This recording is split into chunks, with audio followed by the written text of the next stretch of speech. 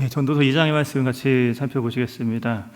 전도서를 설교할 때 보통 이제 주제별로 좀 정리를 해서 3번에서 4번 정도 보통 설교를 합니다. 왜냐하면 같은 내용이 많이 반복되기 때문인데요.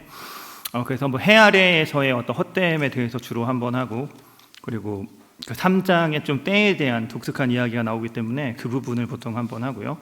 그리고 마지막 그 12장에 나오는 여호와 경외와 관련된 부분을 주로 다루고, 한 번 정도 더 한다면은 그 까르페 디엠 단락이라고 하는 중간중간에 나오는 열심히 살아라라는 그런 내용에 대해서 한 3-4번 정도 설교하고요.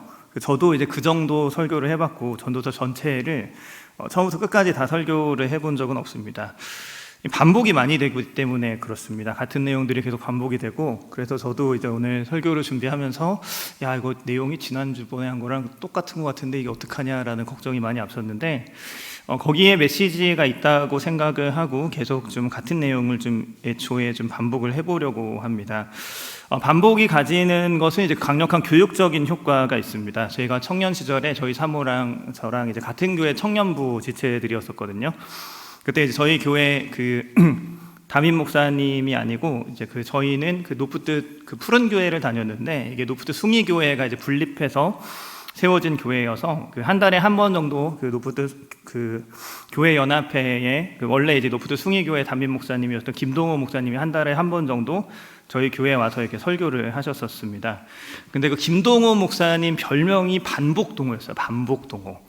그래서 이분은 어떤 한 가지 성경의 주제에 대해서 이렇게 메시지를 전하시면은 똑같은 메시지를 2달, 3달 동안 같은 메시지를 계속 전했어요. 근데 그것이 본인은 내가 준비를 안 한 게 아니다, 이건 교육적 효과 때문이다라고 했거든요. 왜냐하면 우리가 주일에 와서 설교를 한 번 듣고 이렇게 그냥 지나가면은 그 다음 주에 잘 기억이 안 나죠. 솔직히 잘 안 나죠. 근데 2번 듣고 3번 듣고 4번 듣고 2달, 3달 동안 하는 거예요. 성도들의 연약한 현실을 고려해가지고 똑같은 메시지, 이게 정말 필요하다라고 하면은 2-3달 동안 김동호 목사님은 본인이 좀 욕을 드실지언정 같은 메시지를 계속 전했습니다. 왜냐하면 그 메시지가 성도들의 삶에 심겨지기를 바랬고, 그것이 반복되어서 그들에게 들려지고 그들의 삶으로 그렇게 살아가기를 원하셨기 때문에 그렇습니다. 근데 애초에 전도서 안에는, 또 성경의 많은 것 안에는 그런 반복적인 효과가 의도되어 있다고 저는 생각을 합니다. 같은 이야기를 계속 들으면 우리가 지루한데요, 그 지루함조차도 저는 또 의도되어 있다고 생각을 합니다. 성경을 읽을 때 우리가 지루함을 많이 느끼는 성경들이, 성경을 통독을 할 때 이제 무덤들이 있잖아요. 출애굽기 후반부에 가면 이제 성막 짓기 시작하면서 우리가 좀 잠들기 시작합니다. 그러다 레위기, 신명기 가서 또 이제 성막 짓기 시작하면 우리가 또 잠들기 시작을 합니다. 근데 그거보다 더 심한 무덤이 구약 성경 중간쯤에 있는데 열왕기, 역대기예요. 열왕기 상하, 역대기 상하가 엄청나게 길어요. 엄청나게 길고, 차라리 레위기는 이렇게 주석을 좀 보고서 공부를 좀 하면은 그 안에 메시지들이 굉장히 많습니다. 근데 열왕기, 역대기는 엄청나게 긴 내용들을 다루고 있지만 메시지가 뭐냐면은 얘가 여호와 보시기에 악을 행했더라, 이 왕이 여호와 보시기 악을 행했더라. 똑같아요. 똑같은 놈이 또 나오고, 똑같은 놈이 또 나오고, 똑같은 놈이 또 나오고, 그 얘기가 수십 장에 걸쳐서 엄청나게 길게 이스라엘 전 역사를 걸쳐서 기록되어 있습니다. 그래서 예전에 이제 혼자서 이렇게 묵상을 하다 이거 왜 이렇게 기록을 해놨냐, 나 같으면 그냥 왕 이름 1번부터 27번까지 쫙 써놓고 그냥 똑같이 얘네들이 여호와 보시기에 악을 행했더라 이러고 끝낼 것 같은데, 그걸 하나하나 다 적어놓은 거예요. 너무 지루한 거죠. 근데 그 지루함조차도 의미가 있구나라는 것을 깨달았는데, 이런 거죠. 사람의 입장에서는 사람이 하나님 앞에 범죄하고 있고 내 자신이 연약하고 잘못되었고 나에게 소망이 없다라는 것을 한 명이 잘못하면 인정할까요? 쉽지 않습니다. 2명이 잘못하면, 3명이 잘못하면 그래도 인정이 안 될 수가 있어요. 근데 그 이스라엘의 모든 세대들과 모든 왕들이 다 하나님 앞에서 범죄하고 그 모든 것들이 정말 우리의 모든 가능성을 다 없애버릴 때까지 그 열왕기, 역대기가 왕들의 죄악들을 반복하는 거예요. 그 누구도 내가 하나님 앞에서 의롭다고 말할 수 없을 정도로 철저하게 모든 사람이 악한 것을 지겹게 느끼게 해주는 겁니다. 그 속에서 나타나는 또 다른 한 가지의 효과는 그 반복과 지루함 속에서 모든 왕들이 이렇게 계속해서 악을 행하는 동안에 그 긴 세월 동안을 참고 인내하시고 심판하지 않으시고 사랑으로 기다리시는 하나님의 모습을 거기서 느낄 수 있게 해주는 겁니다. 전도서 안에서도 계속해서 해 아래의 헛됨을 이야기합니다. 해 아래에서 헛됩니다. 그래서 그 구체적인 헛됨의 영역들을 하나하나 찾아가서 이제 논파하기 시작을 합니다. 전도자 솔로몬의 인생은 어찌 보면 평생 동안 어떤 의미와 가치, 인생의 정답을 찾아서 방황하던 인생 같습니다. 2장 전반부의 내용을 보면은 2절에서 그는 웃음과 즐거움을 추구했고요. 3절에 보면 또 술도 좀 마셨어요. 그리고 4절부터 6절에 보면은 또 건축과 어떤 사업도 좀 크게 했습니다. 아름다운 집도 짓고 평수 넓은 집도 좀 지어보고 훌륭한 동산도 가꾸고 사업체도 잘 가꾼 거예요. 돈 벌 수 있는 좋은 구조를 만들었습니다. 그리고 7절에 보면은 수많은 시종들을 거느렸어요. 내가 일 안 해도 돼. 얘네 다 해줘. 그러니까 지금으로 치면 약간 조기 은퇴죠. 조기 은퇴하고 내가 일하느라 너무 힘든 것 같으니까 얘네들 일 다 시켜놓고 조기 은퇴하고 일 안 하고 좀 유유자적하게 잘 즐겨보자. 그렇게 살았다는 거예요. 8절에 보면은 보물과 명품들, 사치품들 막 좋은 거 다 갖다 쌓아놓고 음악으로 즐거움을 누려보고 성적인 즐거움도 끝까지 누려봤습니다. 근데 그 결과 그가 발견했던 것은 해 아래 어느 곳에서도 그가 찾고 있고 그가 발견하고자 했었던 어떤 궁극적인 의미나 가치가 없다는 사실이었습니다. 수십 년간 자신의 전체 인생을 다 거쳐서 무엇인가 추구하고 찾아가 봤는데 해 아래에 있는 그 어떤 것도 솔로몬 자신을 채울 수 없었던 겁니다. 그래서 솔로몬은 인생의 노년에 전도자로서 자신을 소개하고 자신이 등장하면서 솔로몬 자신처럼 헛된 것들을 찾아서 방황하며 의미를 찾고 가치를 찾고 있는 모든 백성들을 멈춰 세워서 그중에 특별히 젊은이들을 멈춰 세워서 헛된 것에 인생을 낭비하지 않도록 백성들을 불러 모아서 가르치는 전도자가 불러 모아서 가르치는 사람이거든요. 그래서 전도자가 돼서 목 놓아 외쳐 부르기 시작한 겁니다. 모든 인생들은 어느 정도는 솔로몬처럼 자기가 이제 할 수 있는 것들을 좀 해보면서 경험해보면서 자기가 스스로 증명해보면서 깨닫는 편입니다. 저도 좀 그런 쪽이에요. 경험적으로 제가 좀 해봐야 내가 이게 된다 안 된다라는 것을 내가 직접 부딪혀보고 경험을 해봐야 좀 납득하는 성격입니다. 그냥 쉽게 말하면 이제 그냥 말씀 보고 그냥 설교 듣고 그냥 깨달으면 참 좋겠는데 저도 좀 무식해가지고 몸으로 경험하고 고생하고 나서 좀 알아듣는 미련한 성격의 사람입니다. 예수님 부활하셨을 때 제자들이 유대인들 무서워서 문 닫고 숨어 있을 때 부활하신 예수님이 찾아옵니다. 그때 도마가 같이 있지 않았거든요. 근데 도마가 제자들 얘기를 듣고 내가 예수님 손에 손가락 넣어보고 옆구리에 손 넣어보지 않으면 안 믿을 거야 이렇게 하는데 예수님 와가지고 넣어봐 이렇게 한단 말이에요. 그러니까 도마가 넣어보진 않고 나의 주 나의 하나님이십니다 이렇게 고백하는 얘기가 요한복음 20장에 나옵니다. 근데 그 이야기의 마지막에 요한복음 20장 29절에서 예수님 무슨 말씀을 하냐면은 너는 나를 본고로 믿느냐 보지 못하고 믿는 자들이 복되도다 라고 말씀하십니다. 네가 나 봐서 믿냐? 안 보고 믿은 사람이 정말 복되다라고 말씀하시는데 저는 그 말이 무슨 말인지 알아요. 저도 이제 보고 믿는 성격이다 보니까 겪어보고 고생해보고 아니구나 이래야지 제가 포기를 하는 성격이다 보니까 보지 않고 믿는 게 얼마나 복된 건지 압니다. 믿음이라는 결과는 똑같아요. 근데 어떤 사람은 얘기해주니까 듣고 그래 하고 믿어요. 근데 저같이 미련한 사람은 직자에게 똥인지 된장인지 발라서 먹어보고 똥을 먹어보고 똥이네 해봐야지 깨닫는 거예요. 그러니까 미련한 거죠. 불이 뜨거운지 아닌지 이거 뜨거우니까 손 넣지 마 그럼 뜨겁구나 하고 믿으면 되는데 손을 진짜 넣어보는 거죠. 진짜 뜨겁다고? 이게 뜨겁다고? 내가 확인해봐야지 하고 넣어보고 뒤어보고 나서야 뜨겁구나 이렇게 아는 사람이 이제 미련한 거죠. 그냥 말해줬을 때 그렇구나 라고 그냥 받아들이고 믿을 수 있는 사람은 정말 복된 사람인 겁니다. 전도사의 전도자도 우리에게 보지 않고 믿을 수 있는 그 복된 믿음을 전해줍니다. 우리가 전도자 같이 이 모든 것들을 깨달으려면 정말 인생의 노년에 그가 추구했다가 모든 것들이 여기도 아니네 여기도 아니네라는 것을 평생토록 확인해야지 겨우 확인할 수 있는 것을 솔로몬이 다 확인해 줬어요. 다 경험했습니다. 다 증명해 줬습니다. 그리고 나서 여기 아니야, 여기도 아니야, 여기도 아니야 라고 말해주는 그것을 전도자 자신은 인생을 모두 허비해가면서 겨우 알아차렸지만, 그것을 전해주는 그 지혜의 말을 듣고 보지 않고 믿는 믿음으로 인생을 낭비하지 않는 것이, 보지 않고 믿는 믿음으로 젊었을 때 청년의 때에 전도자가 전해주는 이 지혜의 말씀을 취하고 인생을 바른 방향으로 아름답게 건축해가는 것이 지혜로운 겁니다. 전도자가 우리에게 그렇게 간절하게 전해주고 알려주고자 하는 것은 바로 해 아래에서의 헛됨입니다.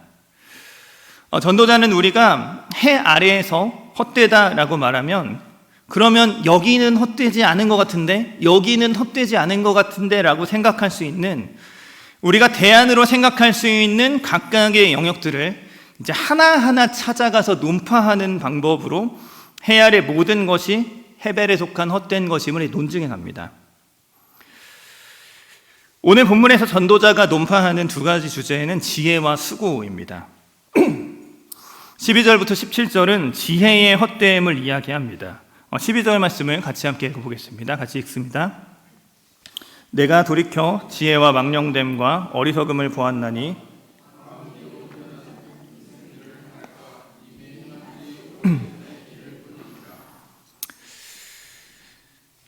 전도자가 앞에 2장 1절부터 11절에서 지혜와 망령됨과 어리석음이라고 번역된 세속적이고 저급한 쾌락들을 추구해 보았습니다. 그러면 전도자 이후에 왕이 될 사람들은 뭐 할까요? 얘네는 왕 돼서 뭐 할 수 있겠습니까? 걔네도 할 일도 똑같다는 거예요. 그 지혜를 추구해보고 세속적인 저급한 쾌락들을 반복할 뿐이라는 겁니다. 솔로몬 자신도 그렇게 살았고, 솔로몬 이전의 사람들도 그렇게 살았고, 이후에 왕이 될 사람들도 해봤자 그 지혜와 세속적인 어리석음들, 그런 쾌락들에서 벗어나지 못하는 삶을 반복적으로 똑같이 살 뿐이라는 겁니다. 13절부터 14절에서 전도자는 지혜가 좋은 것이다 라는 사실을 일단 먼저 이야기합니다. 지혜는 좋은 겁니다. 지혜는 가치 있는 겁니다. 지혜는 우매보다 훨씬 더 좋은 겁니다. 그러니까 지혜가 헛되다면 지혜보다 못한 것들은 다 헛된 거죠. 전도자는 지혜가 우매보다 뛰어나다고 말하며 빛이 어두움보다 뛰어난 것 같이 지혜는 우매와 비교할 수 없는 엄청난 가치를 가진다는 것을 이야기합니다. 지혜자들은 눈이 머리에 똑바로 달려있는 사람같이 앞을 보고 걷는 사람들입니다. 근데 우매자는 마치 눈먼 사람처럼 앞을 전혀 보지 못하고 어둠 속에 걷는 사람들입니다. 전도자가 이제 해 아래에서 헛됨을 이야기하니까 사람들이 생각할 수 있는 게 그럼 지혜는 좀 괜찮지 않아? 지혜는 가치 있지 않아? 라고 말할 수 있는 거죠. 그곳에서 대안을 모색할 가능성이 있는 겁니다. 청자들의 그런 가능성에 대해서 우매보다 지혜가 좀 낫긴 낫다. 세상에서 지혜가 좀 뛰어난 건 맞다. 근데 지혜도 결국 헤벨에 속한 것이고 지혜도 결국 헛된 것이다 라는 것을 논증하면서 사람들이 소망을 둘 수 있는 가능성을 가진 지혜라는 대안을 박살내버리는 겁니다. 세상에서 가장 뛰어나다는 지혜, 그것도 헛되고 대안이 되지 못한다는 사실을 보여줍니다. 14절 하반절과 15절과 16절은 지혜가 헛된 이유로 죽음을 제시합니다. 그들 모두가 당하는 일이 모두 같다라는 겁니다. 우매자들이 당하는 것을 지혜로운 솔로몬도 똑같이 당한다는 겁니다. 지혜자의 죽음이 우매자의 죽음과 똑같고 죽은 후에 지혜자든 우매자든 다 죽어 사라지고 잊혀지는 존재라는 겁니다. 이것이 얼마나 허무하고 헛된 것이냐면은 전도자는 17절에서 사는 걸 내가 미워한다, 증오한다고까지 말할 정도로 해 아래에서 살아가는 그 삶에서의 고통을 토로합니다. 와, 지혜까지 헛된 거면은 야, 그 정도면 난 진짜 살기 싫다. 솔로몬 지금 이렇게 말하고 있는 거예요. 18절부터 26절은 이제 수고의 헛됨을 논증합니다. 수고라는 말은 지금 아마 수고해 그럼 좀 약간 부정적인 뉘앙스가 있지만 수고라는 것은 거기에 따라오는 정당한 결과가 있기 때문에 굉장히 긍정적인 것이고, 지금의 말로 표현하자면 노력과 비슷한 의미인 것 같습니다. 노력을 열심히 한다, 노력을 많이 한다, 많이 수고했고 공부 많이 했다, 운동 많이 했다, 준비 많이 했다, 그럼 잘 돼야죠. 세상에서 수고는 정직한 겁니다. 노력은 배신하지 않는 겁니다. 노력하고 수고하면 그 한 만큼 결과가 돌아옵니다. 그러니까 새 아래에서 다른 대안을 제시한 거죠. 다 헛되다고? 근데 노력은 배신하지 않잖아. 수고했으면 결과 나오잖아. 이거는 헛된 거 아닌 거 아니야? 근데 전도자는 그것조차 헛되다라는 것을 제시하는 겁니다. 18절에서 내가 해 아래서 내가 한 모든 수고를 내가 미워한다고, 앞에 17절과 마찬가지로 강한 혐오의 표현을 전도자가 사용합니다. 전도자가 많은 쾌락들을 누렸다라는 것을 알고 있지만 지혜자로서 전도자가 정말 열심히 산 사람이라는 사실도 우리가 반드시 기억해야 됩니다. 솔로몬은 많은 부를 가졌고 많은 재물들을 누렸고 많은 건축들을 했지만 그것들을 얻기 위해서 정말 열심히 산 사람이에요. 모든 노력과 수고를 통해서 자신의 지혜를 가지고 있었을 뿐만 아니라 그 지혜를 실천하는 최고의 노력들과 수고를 통해서 그것들을 실제로 성취한 사람입니다. 근데 솔로몬이 지금까지 해 아래에서 내가 한 모든 수고를 내가 이제 미워한단 말이에요. 증오한다 그래요. 내가 왜 그랬을까? 내가 왜 그렇게 아등바등 살고, 왜 그렇게 열심히 살고, 왜 그렇게 고생했을까? 처절하게 후회하고 있는 겁니다. 그 이유는 무엇입니까? 역시나 죽음과 연결됩니다.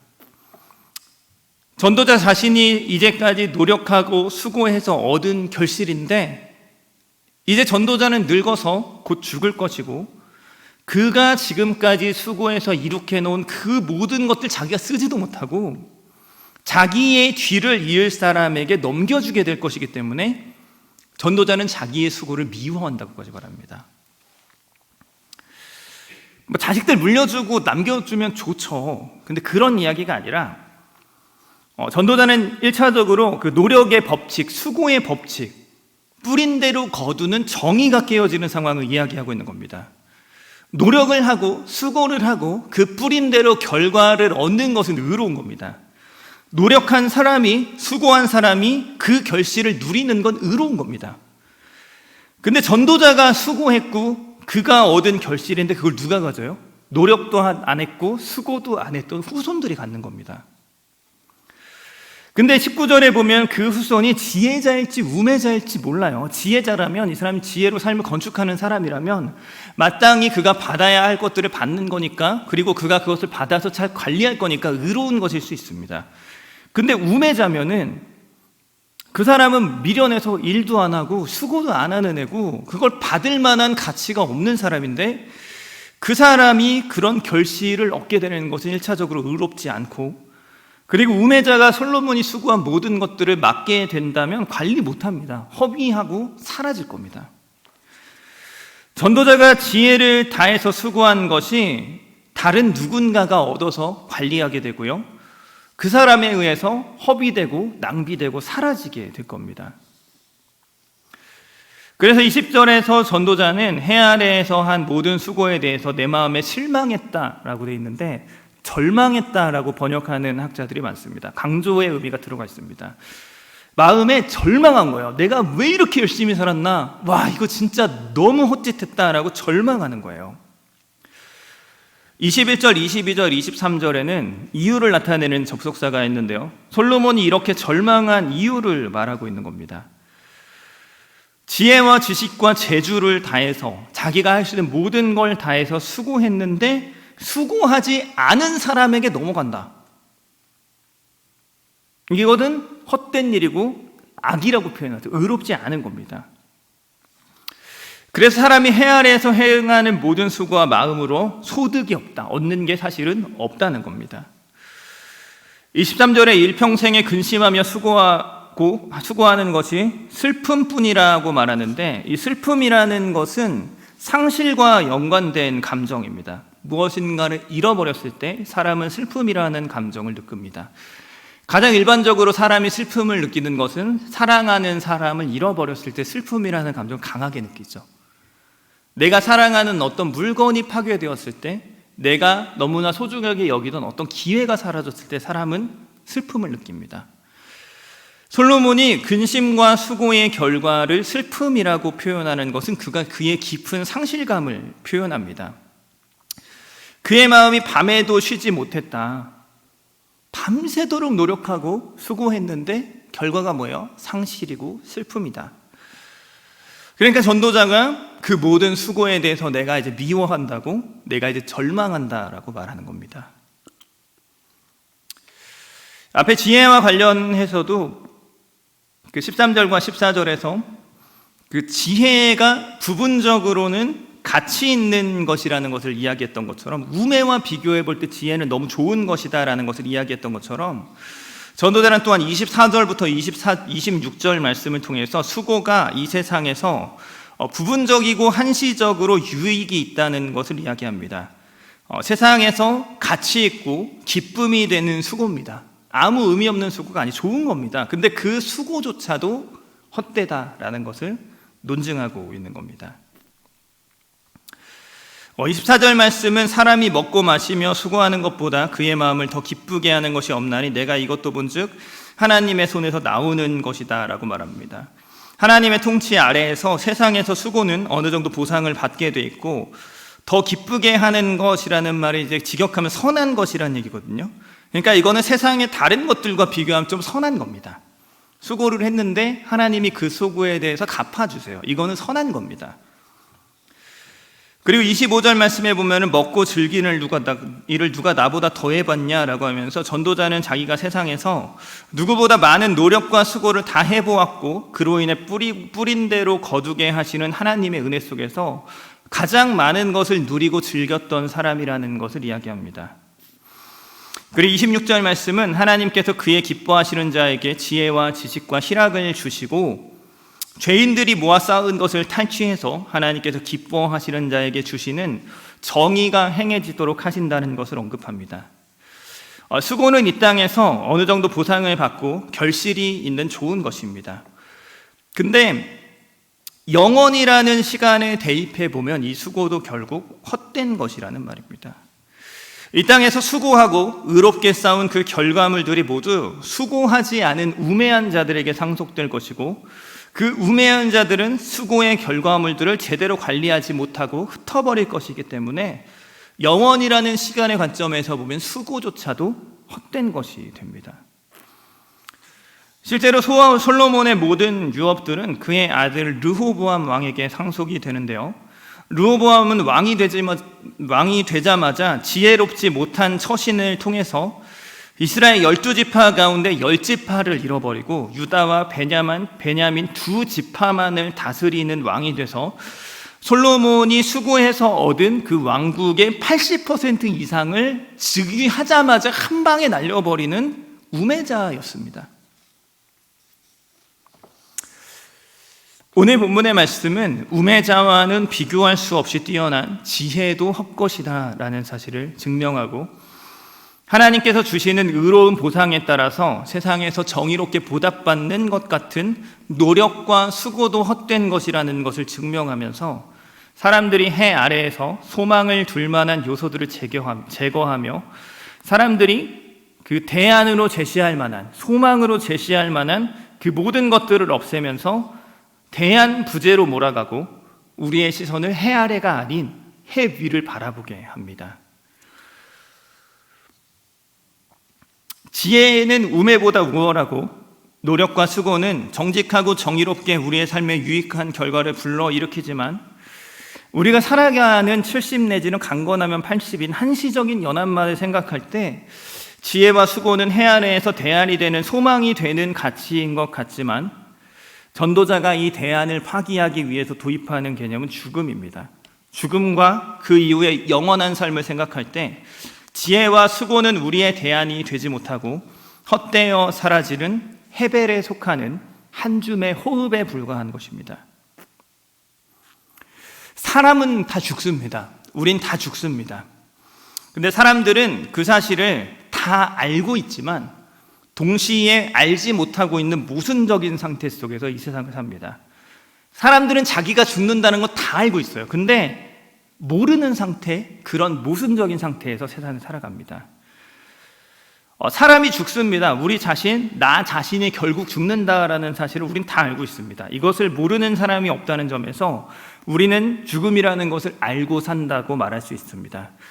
근데 정말로 인격적으로 내가 죽는다라는 그 사실에 정직하게 직면하고 살아가는 사람은 많지 않습니다. 내가 죽는 존재고 내가 죽기 때문에 그것을 준비하고 그 죽음에 내가 마주서서 살아가는 사람은 사실 잘 없습니다.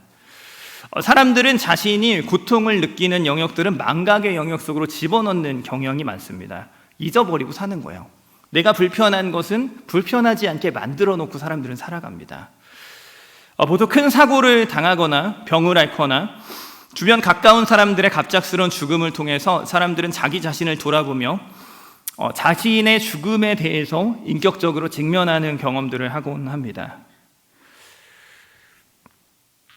저는 제가 처음으로 그냥 머리로 내가 죽는다 뭐 이런 개념을 알고 사는 게 아니라 내가 진짜 죽는 존재구나, 내가 죽음이라는 운명을 눈앞에 두고 살아가는 사람이라는 사실을 인격적으로 경험했던 것은 제가 28살 때 이제 군대 생활을 하고 있을 때였습니다.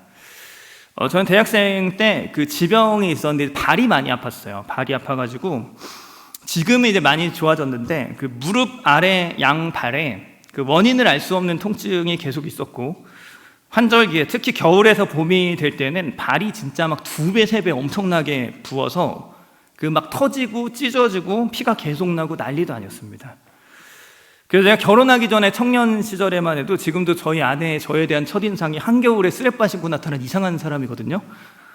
그 발이 아파서 신발을 못 신고 다녔어요. 발에 양말을 신으면 발이 너무 아파가지고 양말도 못 신고 한겨울에도 그 쪼리 쓰레빠만 신고 다녔어요. 미친 사람 같죠? 근데 그게 아니고 발이 아파서 신발을 신을 수가 없었어요. 그래서 어려서부터 병원을 많이 다녔는데 아무도 원인을 모릅니다. 근데 제가 이제 다 늙어서 이제 군대 끌려갔잖아요. 근데 28살에 이제 군대에 가서 군대에서도 발이 아파서 고생을 많이 했습니다. 전투화를 신어야 되잖아요. 신발도 못 신는데 전투화 신으면 아파요. 근데 군대에서 아프면 어떡합니까? 뭐 알짤 없어요. 그냥 신어요. 그냥 하는 거예요. 근데 그때 이제 저희 어머니가 비슷한 그 증상이 있으셨는데 그것도 이제 원인을 모르고 계속 사시다가 그 나중에 검사하다가 나왔던 게 이제 타카야수라고 하는 희귀 심혈관 질환이 그 원인이다라는 것을 저희 어머니가 이제 알게 되셨습니다. 그래서 저도 여러 가지 검사를 많이 해봤는데 심혈관 검사를 안 해봤기 때문에 그럼 나도 뭐 심혈관 쪽에 뭐가 있나 검사를 하기 위해서 이제 군대에서 휴가를 맞아서 이제 병원에 갔습니다. 근데 그 당시 심정으로는 내가 증상은 계속 있는데 뭐 원인이 안 나오니까 너무 답답해가지고 뭐 있으면 좀 나왔으면 좋겠다, 약간 이런 마음으로 검사를 받았어요. 근데 심혈관 검사는 심장 혈관을 진짜로 이렇게 사진을 찍는 거거든요. 내시경을 넣어서 찍는데 그 손목 쪽에 동맥으로 이렇게 타고 들어가가지고 내시경 쭉 넣어가지고 심장까지 들어가서 직접 찍는 거예요. 그래서 제가 그 시술을 받으려고 병원에 이렇게 누워가지고 마취를 하고 이렇게 관을 딱 넣는 거죠. 그럼 막 들어가요. 오, 막 들어간다, 막 들어가요. 그러면 이게 이 관이 이 동맥 따라서 심장까지 들어간 거예요. 그럼 여기 막 있어요. 오, 여기 들어갔다. 근데 그 의사 선생님들이 여기까지 심장에 넣어서 혈관을 보다가 여기 딱 들어갔을 때 갑자기 이분들이 제 심장 사진을 찍으시면서 막 깜짝 놀래가지고 오, 뭐야 하면서 이거 뭐야 하면서 막 난리가 난 거예요. 그래서 엄청 호들갑을 떠시면서 야, 거기 잘 찍어 막 했다가 이쪽으로 막 가가지고 우와 하면서 막 잘 찍어 막 이러는 거예요. 근데 이 사람들이 지금 제 심장 사진 찍고 있는 겁니다. 제 심장 사진. 생명과 가장 밀접한 기관인 사람의 심장 사진을 찍고 있는데 의사 선생님들이 막 깜짝 놀래고 있는 거야. 그러니까 난 모르죠. 뭔지 모르죠. 그래서 뭐야 그러고 있는데 이분들이 막 놀라가지고 막 잘 찍어 막 이러고 있을 때 이게 뭐가 있구나, 뭐가 있긴 있구나. 그러면서 그때 그 순간에 그 죽음이라는 것이 정말로 실제하고 나라는 사람이 정말로 죽는 존재다라는 것을 그때 그 순간에 처음 느꼈어요. 죽는다라는 거 다 알죠. 누가 모릅니까? 내가 죽죠. 그거를 부인할 수 있는 사람이 있습니까? 근데 그게 내가 정말로 죽는 존재다, 내가 정말로 죽어서 이 땅의 삶을 마감하고 하나님 앞에서 서게 될 존재다라는 거를 사실은 거의 인식하지 못하고 망각하고 살거든요. 근데 그때 그 순간에 정말로 인격적으로 나라는 이 사람이, 이 존재가 죽는 존재다라는 것을 인격적으로 처음 느꼈습니다. 우리는 모두 다 괜찮은 것처럼 살고 있지만 사실 우리는 모두 다 죽음이라는 것을 피할 수 없는 현실에 직면해 있는 존재입니다. 그래서 우리의 인생은 언제 바르게 정렬되냐면, 우리의 죽음을 우리가 똑바로 바라볼 때, 그 죽음이라는 것까지, 그리고 그 이후의 삶까지 우리가 계산하고 바라보고 거기까지 우리가 계획해놓고 우리의 인생을 디자인할 때 바르게 디자인할 수 있는 겁니다. 하지만 세상은 죽음을 의식하고 준비하고 그 죽음이라는 것을 반영해서 삶을 건축하기는커녕 죽음이라는 것을 조금도 생각하고 싶어 하지 않습니다. 정말 너무나 죽음이라는 것을 세상은 잊어버리고 싶어 해요. 저희 아버지가 예전에 저희 집 거실에 그 아버지 취미 생활 중에 하나가 이제 5년마다 증명사진을 찍어요. 5년마다 증명사진을 찍어서 그걸 이렇게 크게 확대해가지고 이렇게 벽에다가 이렇게 한 장씩 이렇게 걸어 놓습니다. 그러면서 이렇게 하셨던 얘기가 대머리의 변천사 막 이랬었어요. 좋아하셨습니다. 자기가 이렇게 변해가는 그 모습들을 5년마다 사진을 찍어서 이따만한 사진으로 뽑아가지고 탁탁탁탁탁 걸어놔요. 근데 저희 아버지가 이제 환갑이 넘어가고 한 65세 정도 되셨을 때 그때부터 이제 안 찍으시더라고요. 그리고 어느 순간에 그 나란히 저희 집 거실에 수십 년 동안 걸려 있었던 그 증명사진들이 어느 날 다 치워버리셨습니다. 매 5년마다 증명사진을 찍으면서 대머리의 변천사 이러면서 이때는 여기까지 꺼졌는데 이때 여기까지 꺼졌네 이러면서 좋아하셨는데, 나이가 들어가다 이제 어느 순간에 크게 확대되어 있는 본인의 증명사진을 보시다가 그 영정사진을 연상하게 되신 거예요. 점점 나이 들어서 쇠하는 자기 자신을 보면서 이른에 다가갈수록 이제 찍던 사진도 이제 안 찍고 걸려놨던 사진도 더 이상 쳐다보고 싶지 않게 돼서 치워버리는 순간이 오는 겁니다. 세상에서 살아가는 사람들의 사고방식이 이렇게 증명사진을 치워버리는 저희 아버지의 그 본능처럼 죽음이라는 것을 회피하고 망각하기 위해서 제도화되어 있습니다. 이제 고대 유명한 철학자 이제 블레즈 파스칼의 유명한 말이 있습니다. 죽음이나 불행, 무지를 치료할 수 없었던 까닭에 사람은 행복해지기 위해 그런 것에 대해 생각하지 않기로 결정했다.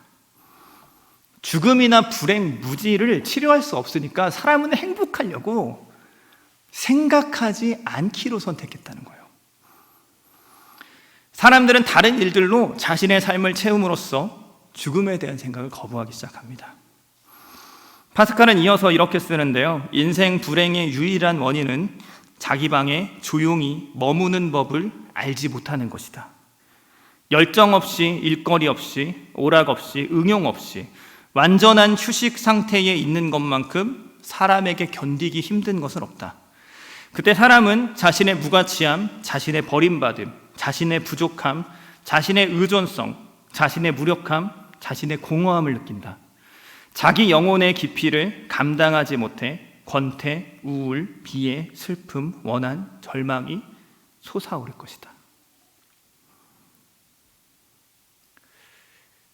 사람이 가만히 못 있다는 거예요. 자신의 인생을 어떤 열정으로, 일거리로, 오락으로 그 무엇인가로 채워놓지 않고는 사람이 견딜 수가 없는 겁니다. 최근에 인터넷 커뮤니티에서 이제 사람들이 많이 공감을 했었던 글의 내용 중에 이런 게 있는데, 그 카페에서 어떤 사람이 핸드폰도 없고 이어폰도 없고 그냥 커피 한 잔 딱 시켜놓고 혼자서 앉아있는 사람 보면 무섭대요. 그런 사람 보면 무섭다. 근데 많은 사람들이 거기 공감하는 거예요. 맞아요, 너무 무서워요. 그런 사람 미친 사람 같아요. 막 이러는 거예요. 커피숍에 와가지고 혼자 와서 핸드폰도 안 보고 이어폰도 안 꽂고 있고 뭐 다른 짓을 안 하고 그냥 혼자 앉아서 그냥 조용히 커피 마시는 사람이 있으면 미친놈 같대요. 사람들이 느낄 때 그런 거예요. 뭐야, 저 사람 왜 저래? 어떻게 커피숍에 앉아서 그냥 혼자 앉아서 커피를 마실 수가 있어? 사람들이 볼 때 이 사람은 자신의 삶을 무엇인가로 채워두지 않고 공허한 채로 그대로 비워두는 사람을 보면 미친 사람 같다는 거예요. 피터 크리프트라는 학자는 파스칼의 글에다 이렇게 주석을 했습니다. 당신이 전형적인 현대인이라면 당신의 삶은 거실 마루 한복판에 끔찍한 구멍이 난 저택과 비슷하다. 당신은 시선을 분산시키려고 아주 복잡한 무늬벽지로 이 구멍을 덮는다. 당신은 집 한복판에 콧불소를 발견한다. 비참함과 죽음이라는 콧불소다. 대체 당신은 어떻게 콧불소를 숨길 수 있는가? 쉽다. 100만 마리 쥐로 콧불소를 덮으면 된다. 다양한 기분 전환거리. 피터 크리프트라는 학자가 파스칼의 글에다 이렇게 주석을 한 거예요. 거실 마루 한복판에 구멍이 나 있어요. 그러니까 그 시선을 덮으려고 복잡한 무늬 벽지로 덮어놓는 거예요, 사람들은. 그걸 안 보려고. 집 안에서 비참함과 죽음의 콧불소를 발견했는데 그걸 어떻게 숨기냐? 100만 마리 쥐새끼로 숨긴다는 거예요. 오락과 기분 전환은 불행과 혼돈 앞에서 우리가 자신을 위로할 때 사용하는 가장 일반적인 방법들입니다. 파스칼의 시대에는 그것이 사냥과 게임과 도박이었고, 오늘날에는 각종 소셜미디어와 넷플릭스, 유튜브 같은 OTT 서비스들, 온라인 게임과 웹툰 같은 각종 오락거리와 술과 성적인 쾌락과 마약과 각종 웃고 떠드는 모임과 때로는 치열한 경쟁과 분주한 과도한 업무로 우리가 직면해야 할 궁극적인 질문으로부터 우리의 시선을 돌려놓는 겁니다.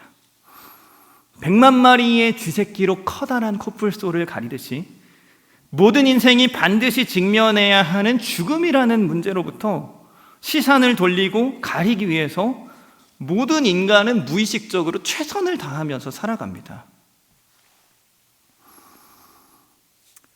설교를 준비하며 읽었던 데이비드 깁슨이라는 목사님이 쓰신 인생 전도서를 읽다라는 책에서는 이 장이 본문에 해당되는 챕터의 제목을 거품 터트리기라고 정하셨습니다. 거품 터트리기요. 세상은 지혜와 즐거움, 노동과 재산을 우리가 현실로부터 스스로 격리되기 위해서 안주하는 거품으로 사용한다고 합니다.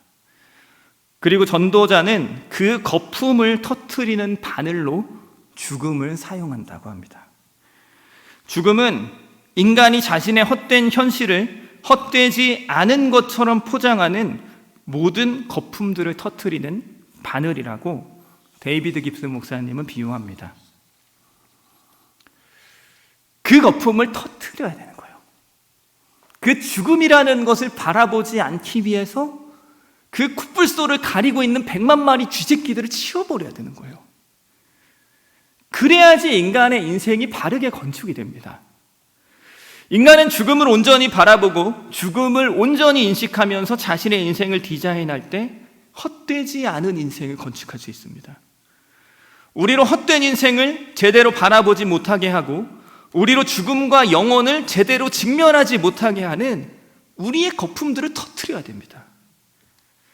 그 거품들 앞에 죽음이라는 바늘을 갖다 대고 우리는 우리의 중면을 직면하고 우리가 똑바로 바라봐야 되는 겁니다. 우리가 추구하는 대안으로 쫓아가고 있는 어떤 대안들은 그것이 정말로 우리의 죽음이라는 현실까지 생각했을 때 그렇게 가치 있는 것이 맞습니까? 우리가 죽어 하나님 앞에 서게 되는 그 마지막 순간까지 생각했을 때 우리가 붙잡고 놓지 못하는 그것들이 정말로 그렇게 가치 있고 의미 있는 것이 맞는가? 우리의 가치를 재정렬하고 그에 따라서 우리의 삶을 다시 디자인할 필요가 있는 겁니다. 누가복음 12장에 보면은 재물을 쌓아두는 부자의 비유가 나옵니다. 12장 15절부터 21절까지 어떤 부자가 있는데 농사가 잘 됐어요.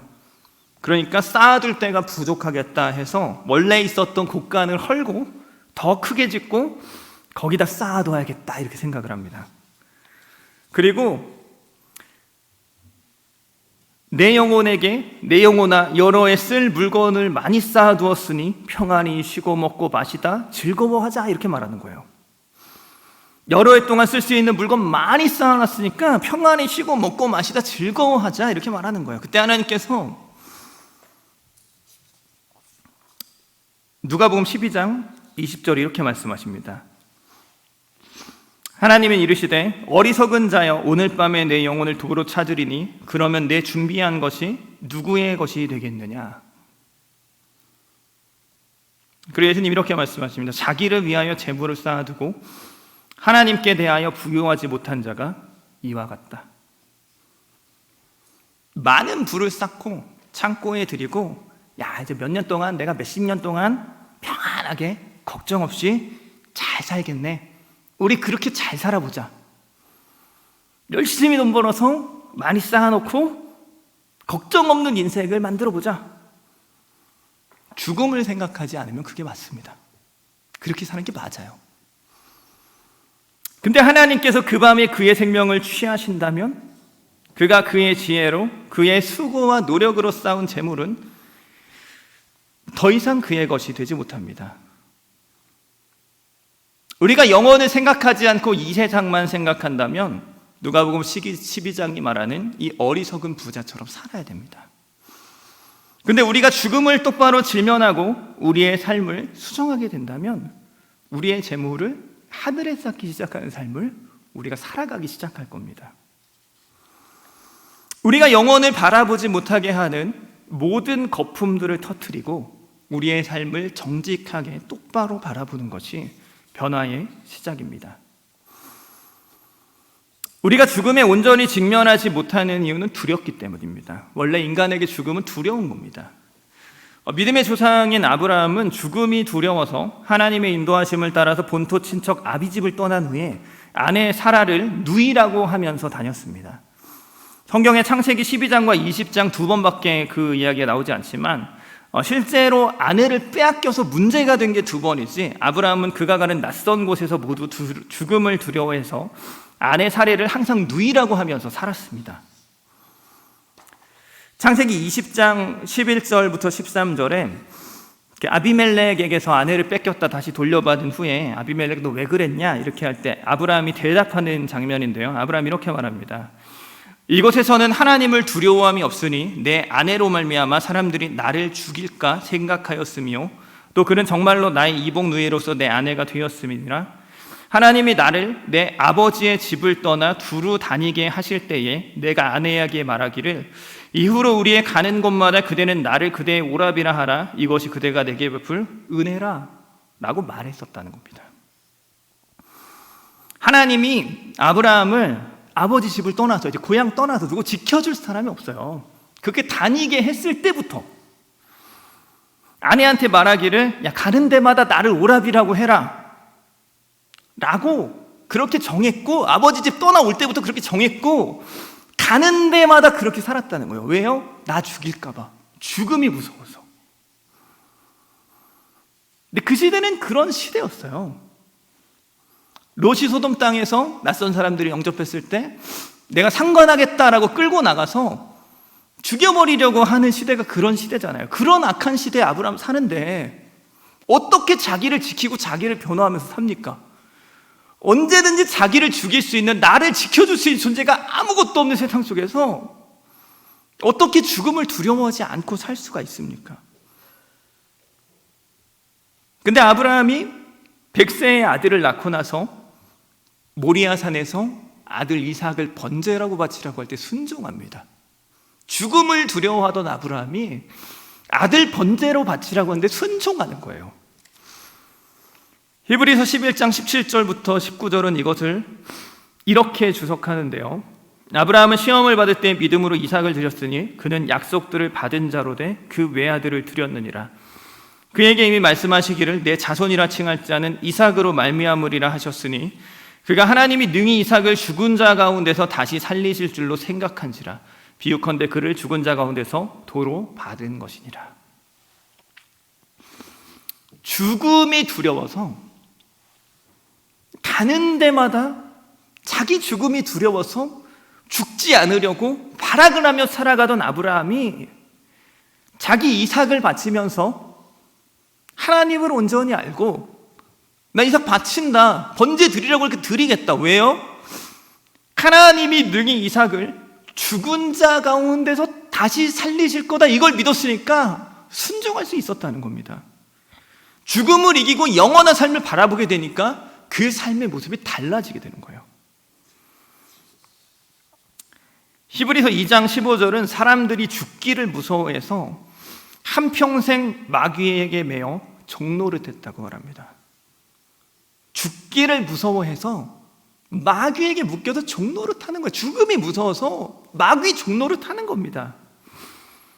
근데 그 바로 앞에 히브리서 2장 14절 무슨 말씀하냐면은 예수님 얘기를 하는데요.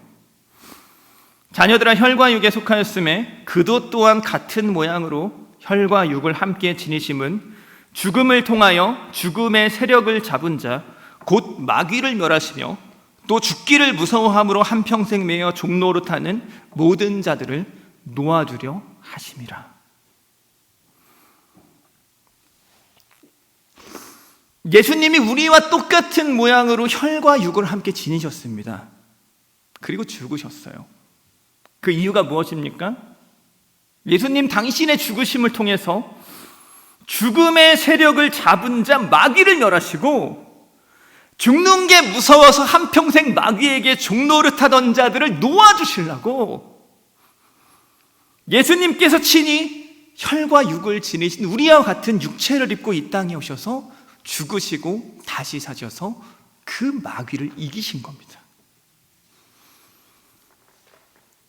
그래서 예수님 십자가 이전에 예수님 따르면서 주님 위해서 목숨 바치겠다 이렇게 장담하던 제자들이 예수님 잡히시고 십자가 돌아가실 때 다 도망가고 한 놈도 안 남아 있었는데 죽기를 무서워하면서 죽음의 종노릇하고 마귀의 종노릇하고 두려움에 빠져 있었던 이 제자들이 예수님이 십자가에서 죽으시고 사망을 이기시고 마귀를 멸하신 이후에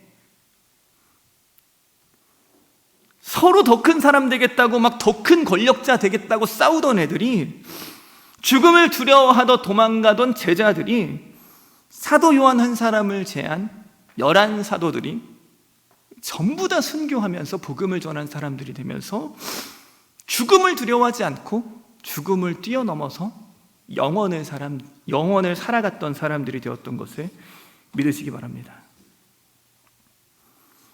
죽음의 종노릇하며 두려움에 빠져있던 모습에서 해방되어 영원을 바라보며 살아가게 된 것입니다. 이것이 예수 그리스도의 십자가와 그분의 부활로 우리에게 주어진 선물입니다. 세상 사람들은 여전히 죽음을 두려워합니다. 하지만 그리스도께서 사망을 이기셨고 그분을 믿는 우리에게 더 이상 죽음은 두려운 것이 아닙니다. 세상 사람들은 죽음을 두려워해서 여러 가지 분주함과 쾌락들로 그 죽음이라는 것을 망각하기 위해서 최선을 다해 살아가지만, 하지만 우리 그리스도인들은 죽음을 참되게 인식하고 죽음을 온전히 바라보면서 이 세상에 대한 시각과 방법들을 수정하고 우리의 삶을 재정렬하며 영원한 것을 향해서 나아갈 수 있는 것입니다.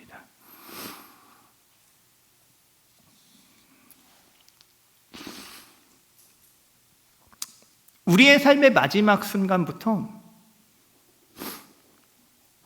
우리가 죽어 하나님 앞에 서는 그 날부터 우리가 역으로 계산해 내려와서 우리의 삶을 다시 디자인할 필요가 있습니다.